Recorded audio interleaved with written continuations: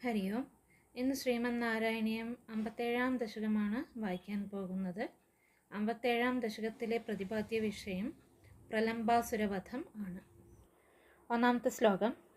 രാമസഖ ക്വാപി ദിനേ കാമദ ഭഗവൻ ഗതോ ഭവാൻ വിപിനം സൂനുഭിരപി ഗോപാനാം ധേനുഭിരഭിസംവൃതോ ലസദ്വേഷ.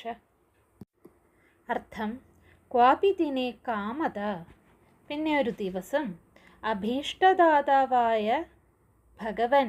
ഭഗവാനെ ഭവാൻ അവിടുന്ന് ലസദ്വേഷഃ സൻ ഉജ്ജ്വലവേഷത്തോടുകൂടി രാമസഖഃ സൻ ബലരാമനോടുകൂടി ഗോപാനാം സൂനുഭിഃ ധേനുഭിഃ അപി അഭിസംവൃതഃ സൻ ഗോപകുമാരന്മാരും പശുക്കളും ചുറ്റുമായി വിപിനം ഗതഃ കാട്ടിലേക്ക് പോയി. രണ്ടാമത്തെ ശ്ലോകം. സന്ദർശയൻ ബലായ സ്വൈരം വൃന്ദാവനശ്രിയം വിമലാം കാണ്ഡീരൈഃ സഹ ബാലൈർ ഭാണ്ഡീരകമാഗമോ വടം ക്രീഡൻ.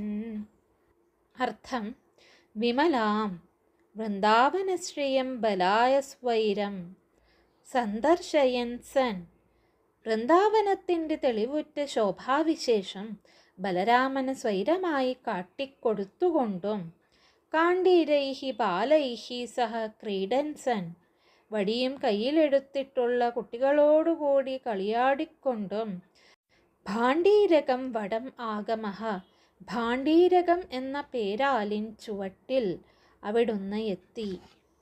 മൂന്നാമത്തെ ശ്ലോകം. താവത്താവകനിധന സ്പൃഹയാലുർഗോപമൂർത്തിരദയാലു ദൈത്യ പ്രലംബനാമാ പ്രലംബബാഹും ഭവന്തമാപേതേ. അർത്ഥം: താവത്താവകനിധന സ്പൃഹയാലുഹു, ആ സമയത്ത് അദയാലുഹു, അങ്ങയെ കൊല്ലുവാൻ ആശിക്കുന്നവനും അശേഷവും ദയയില്ലാത്തവനുമായ പ്രലംബനാമാ ദൈത്യഃ, പ്രലംബൻ എന്നുപേരായ അസുരൻ ഗോപമൂർത്തി സൻ, ഒരു ഗോപകുമാരൻ്റെ വടിവെടുത്ത് പ്രലംബബാഹും ഭവന്തം ആപേതേ, ആജാനുബാഹുവായ അങ്ങയെ പ്രാപിച്ചു. നാലാമത്തെ ശ്ലോകം. ജാനന്നപ്യവിജാനന്നിവ തേന സമം നിബദ്ധ സൗഹാർദ്ദ വടനികടേ പട്ടുപശുപവ്യാബദ്ധം ദ്വന്ദ്വയുദ്ധമാരബ്ധ. അർത്ഥം: ജാനൻ അപി, പ്രലംബന്റെ വിദ്യ മനസ്സിലാക്കിയവനെങ്കിലും അവിജാനനിവ ത്വം, ഒട്ടും മനസ്സിലാക്കാത്തവനെ പോലെ അവിടുന്ന് തേന സമം നിബദ്ധ സൗഹാർദ്ദ, ആ അസുരനോട് തികച്ചു സൗഹാർദ്ദം പുലർത്തിക്കൊണ്ട് വടനികടേ പട്ടുപശുപവ്യാബദ്ധം, പേരാലിൻ ചുവട്ടിൽ മിടുക്കുറ്റ ഗോപന്മാരെ ഉൾപ്പെടുത്തി ദ്വന്ദ്വയുദ്ധം ആരബ്ധ, ചേരിതിരിച്ച് ദ്വന്ദ്വയുദ്ധം ആരംഭിച്ചു. അഞ്ചാമത്തെ ശ്ലോകം. ഗോപാൻ വിഭജ്യ തന്വൻ സംഘം ബലഭദ്രകം ഭവത്കമപി ത്വദ്ബലഭീരും ദൈത്യം ത്വദ്ബലഗതമന്വമന്യഥാ ഭഗവൻ. അഞ്ചാമത്തെ ശ്ലോകത്തിൻ്റെ അർത്ഥം: ഭഗവൻ ത്വം ഗോപാൻ ബലഭദ്രകം ഭവത്കം അപി സംഘം വിഭജ്യ തന്വൻ, ഭഗവാനെ അവിടുന്ന് ഗോപന്മാരെ ബലഭദ്രൻ്റേതും അങ്ങയുടേതുമായ രണ്ട് സംഘമായി ചേരിതിരിക്കവേ ത്വദ്ബലഭീരും ദൈത്യം, അങ്ങയുടെ ശക്തിയെ പേടിക്കുന്ന അസുരനെ ത്വദ്ബലഗതം അന്വമന്യഥാഹ, അങ്ങയുടെ ബലത്തിൽ സൈന്യത്തിൽ അതായത് സംഘത്തിൽ നിന്നുകൊള്ളുവാൻ സമ്മതിച്ചു. ആറാമത്തെ ശ്ലോകം. കൽപ്പിത വിജേതൃവഹനേ സമരേ പരയൂഥകം സ്വദൈതതരം ശ്രീദാമാനമധത്ഥാഃ പരാജിതോ ഭക്തദാസതാം പ്രഥയൻ. അർത്ഥം: കൽപ്പിത വിജയദ്രുവഹനെ സമരേ ജയിച്ചവനെ തോറ്റവൻ എടുത്തുകൊണ്ട് ഓടണം എന്ന വ്യവസ്ഥയോടുകൂടിയ ദ്വന്ദ്വയുദ്ധത്തിൽ പരയൂഥകം സ്വദൈതതരം ശ്രീദാമാനം, മറുചേരിയിൽപ്പെട്ടവനും തൻ്റെ ഏറ്റവും ഇഷ്ടപ്പെട്ട തോഴനുമായ ശ്രീദാമാവിനെ ഭക്തദാസതാം പ്രഥയൻ പരാജിതഃ അധത്താഹ, തൻ്റെ ഭക്തദാസതയെ പ്രകടിപ്പിച്ചുകൊണ്ട് അവിടുന്ന് താൻ സ്വയം തോറ്റെടുത്ത് ഓടി. 7-ാമത്തെ ശ്ലോകം. ഏവം ബഹുഷു വിഭൂമൻ ബാലേഷു വഹത്സു വാഹ്യമാനേഷു രാമവിജിത പ്രലംബോ ജഹാരതം ദൂരതോ ഭവദ്ഭീത്യാ. 7-ാമത്തെ ശ്ലോകം. ഏവം ബഹുഷു ബാലേഷു വഹത്സു വാഹ്യമാനേഷു ച സത്സു. ഇങ്ങനെ അനേകം ഗോപബാലന്മാർ വഹിക്കുകയും വഹിക്കപ്പെടുകയും ചെയ്യവേ പ്രലംബഃ രാമവിജിതഃ സൻ, പ്രലംബാസുരൻ ബലഭദ്രനാൽ തോൽപ്പിക്കപ്പെട്ടവനായിട്ട് വിഭൂമൻ ഐശ്വര്യപരിപൂർണനായിട്ടുള്ളവനെ ഭവദ്ഭീത്യാത്തം ദൂരതഃ ജഹാര, അങ്ങയെ പേടിച്ച് അദ്ദേഹത്തെ ബലരാമനെ വളരെ ദൂരത്തേക്ക് കൊണ്ടുപോയി. 8-ാമത്തെ ശ്ലോകം. ത്വദ്ദൂരം ഗമയന്തം തം ദൃഷ്ട്വാ ഹലിനിവിഹിതഗരിമഭരേ ദൈത്യസ്വരൂപമാഗാത് യദ്രൂപാത് സഹി ബലോപി ചകിതോഭൂത്. അർത്ഥം: തം, ആ അസുരൻ, ത്വദ്ദൂരം ഗമയന്തം ദൃഷ്ട്വാ, അങ്ങയിൽ നിന്ന് അകലത്തേക്ക് തന്നെ വഹിച്ചു കൊണ്ടുപോകുകയാണ് എന്ന് കണ്ടിട്ട് ഹലിനിവിഹിതഗരിമഭരേ സതി, ബലഭദ്രൻ തൻ്റെ ഉടലിന് കനം കൂട്ടിയപ്പോൾ ദൈത്യഃ സ്വരൂപം ആഗാത്, അസുരൻ തൻ്റെ സ്വന്തം രൂപം കൈക്കൊണ്ടു. യദ്രൂപാത് സഹ ഹി ബലഃ അപി ചകിതഃ അഭൂത്, ആ അസുര സ്വരൂപത്തെ കണ്ടിട്ട് ആ ബലഭദ്രൻ ബലരാമൻ തന്നെയും പേടിച്ചുപോയി. 9-ാമത്തെ ശ്ലോകം. ഉച്ഛദയാ ദൈത്യതനോസ്ത്വന്മുഖമാലോക്യ ദൂരതോ രാമ വിഗതഭയോ ദൃഢമുഷ്ട്യാ ഭൃശതുഷ്ടം സപതി പിഷ്ടവാനേനം.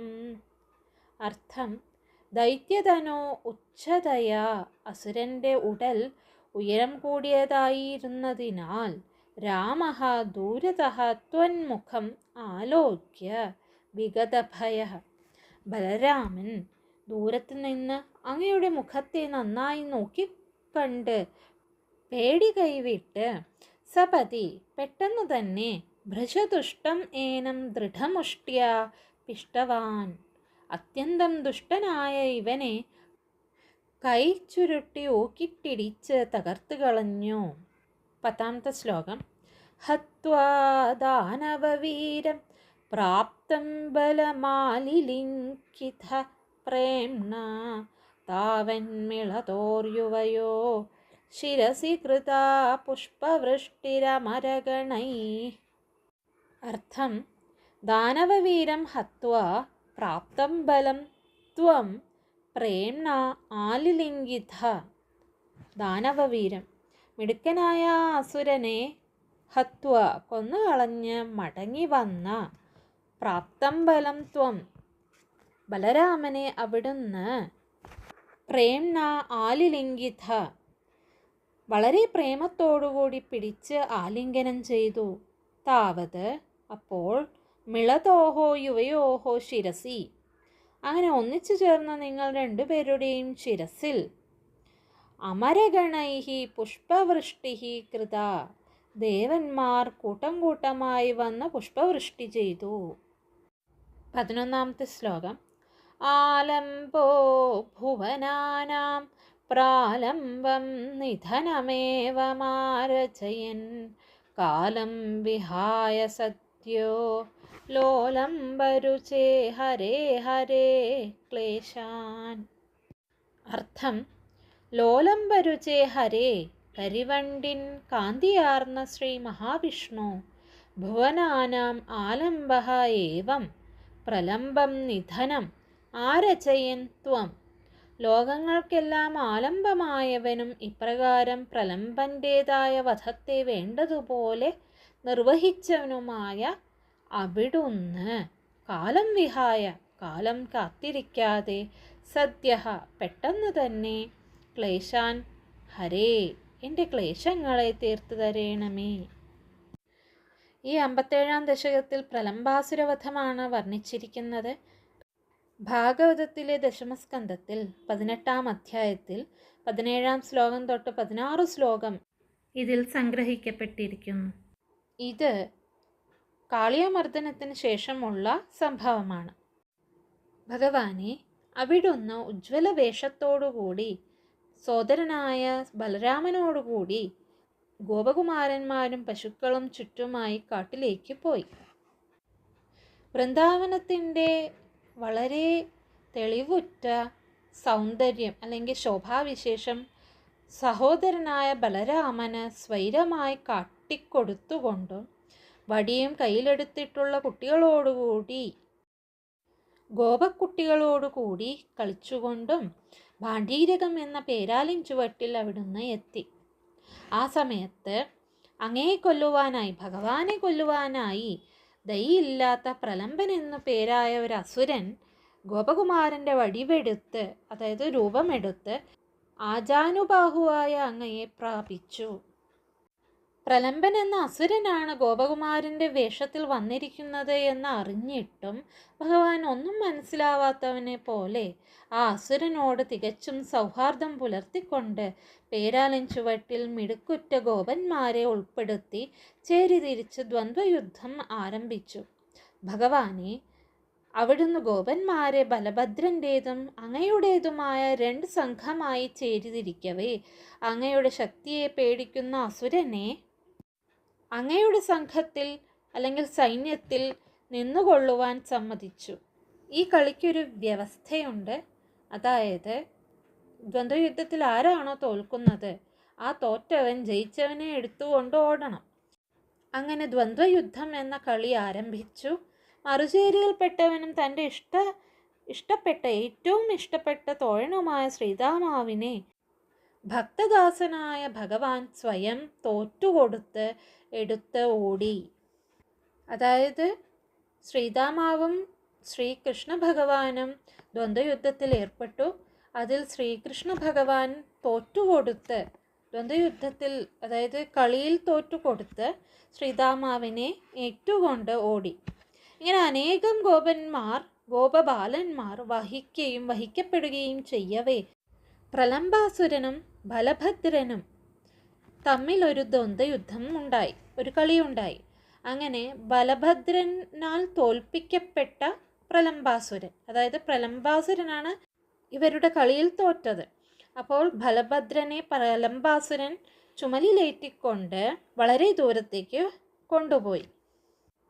ആ പ്രലംബാസുരൻ ഭഗവാനിൽ നിന്ന് അകലത്തേക്ക് തന്നെ വഹിച്ചു കൊണ്ടുപോകുകയാണ് എന്ന് കണ്ടിട്ട് ബലരാമൻ തൻ്റെ ഉടലിന് കനം കൂട്ടിയപ്പോൾ അസുരൻ തൻ്റെ സ്വന്തം രൂപം കൈക്കൊണ്ടു. ആ അസുര രൂപത്തെ കണ്ടിട്ട് ആ ബലരാമൻ തന്നെയും പേടിച്ചുപോയി. പക്ഷേ അസുരൻ്റെ ഉടൽ ഉയരം കൂടിയതായിരുന്നതിനാൽ ബലരാമൻ ദൂരത്ത് നിന്ന് അങ്ങയുടെ മുഖത്തെ നന്നായി നോക്കിക്കണ്ട് പേടി കൈവിട്ട് താമസിയാതെ അത്യന്തം ദുഷ്ടനായ അവനെ കൈ ചുരുട്ടി ഊക്കിട്ടടിച്ച് തകർത്തു കളഞ്ഞു.